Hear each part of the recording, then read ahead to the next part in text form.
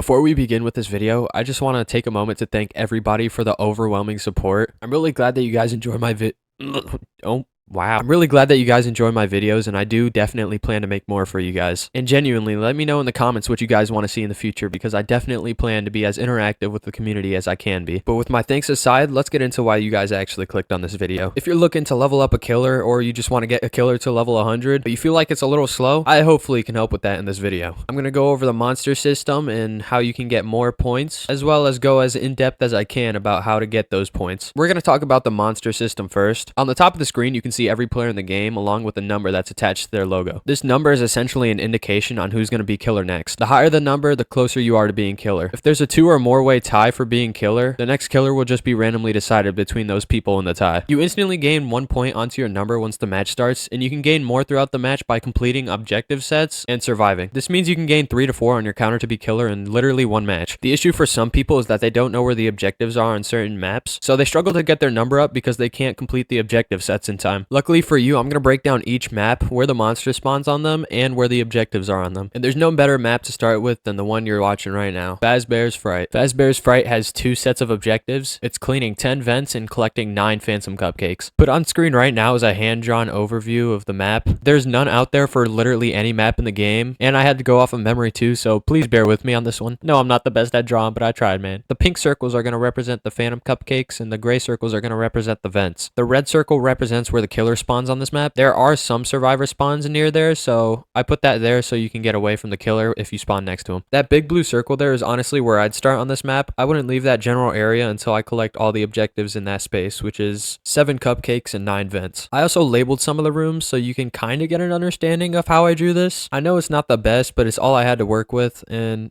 I honestly hope this helps because I tried. I really tried. But this map can earn you up to 4 points on your killer count in total. 1 from loading in, 2 from objectives, and 1 from winning. The next map up is the dungeon. This one is one I really struggled to draw, so again, please bear with me. I really did try. The turns and twists in the map might be off, but I did put the objectives in the general locations that they should be in. But this map has 2 objectives: loot 10 chests and collect 6 notes. The objectives on this map, however, are not as simple as holding E. With the notes, you have to swipe across the note in order to clear it off and collect it. And with the treasure chest, you need to press space or A to lockpick it 3 times in a row in order to open it and complete the objective. The brown circles on my chart represent the chests, and the yellow circles on my chart represent the notes. Once again, the red circle means where the killer spawns. I did also label some rooms on this map so you can kind of get an understanding of where I'm trying to be at. And if you need any clarifications on any of the charts, ask me in the comments and I'll be glad to help. In total, you can add 4 to your killer count on this map: 1 for loading in, 2 for objectives, and 1 for surviving. The next map we got up is the forest. This map is kind of small, so I'm going to take a short time to cover it. And yes, I know the overview that I drew is kind of butt cheeks, but again, bear with me here. I labeled some of the pinpoint stick out features on this map, like the toilet, the rock, the camp, and also the cabin. Now there's 2 objectives on this map as well: light 12 torches and clean up 9 trash. All of the trash is located inside the cabin. 3 are on the bottom and 6 are on the top. The arrows I drew are supposed to indicate the incline when you walk up the hill. Every single torch is located underneath the hill. All the torches also never stray away from the path on the floor, so if you want to find the torches easier like that, then just follow the path. In total, you can get 4 points for this map to your killer score: 1 from spawning in, 2 from objective, 1 from surviving. Next up is pillar drainage system. This map is also really simple, so I'm going to spend even less time covering it. The 2 objectives on this map is press 8 buttons and turn 4 valves. Every button and valve never switches locations, and they're all on the corners of the map, so as long as you can just go there and do all of that, it's pretty simple. The objectives on this map aren't hold E, however. When you go to turn the valve, you have to literally turn it with your cursor, and when you go to press the button, you got to press it when it turns blue, because if it turns red and you press it, you'll get shocked and take 15 damage. Overall, you can gain 4 points for this map on your killer score: 1 for spawning in, 2 for objectives, 1 for surviving. This next map is also really simple. The pillars is a fairly easy map, and it's also really small. The objectives on this map is activate 9 buttons and clean 4 vents. The buttons are the same as last map, and the vents, you have to double click the little dirty splotches on each vent, which is in each corner of the map, in order to clean them. Overall, you can get 4 points for your killer number on this map: 1 for loading in, 2 for objective, and 1 for surviving. Next up is Ons Mansion. This map only has 1 objective, and it's to collect 7 keys. The keys are marked in yellow on these diagrams, and since this map is 2 floors, I sectioned it off into 2 diagrams. On the upper floor, you have 2 keys,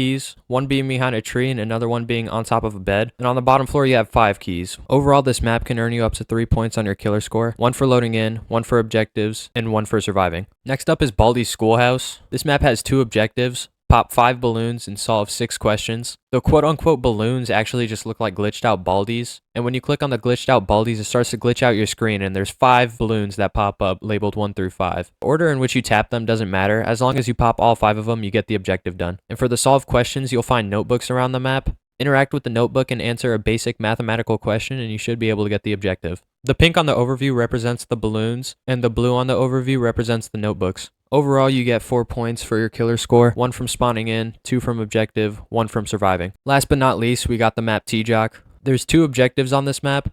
Deliver 8 memories and clean up 7 trash. I know this diagram is really dog trash, but please bear with me here. The light blue represents the memories, and the brown represents the trash. I labeled some of the memories so you can get a pinpoint of where you are on the map, and the purple represents the fuadis you gotta deliver the memories to. When interacting with the trash, you gotta spam 2 buttons back and forth in order to clean it up. Overall, you can add 4 points to your killer score on this map, 1 from spawning in, 2 from objective, and 1 from surviving.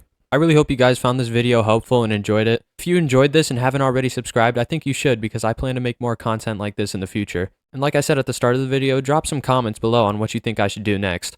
I wish you guys the best of luck when playing killer and hope you can level up your characters faster with this video. But until next time, I'll see you guys.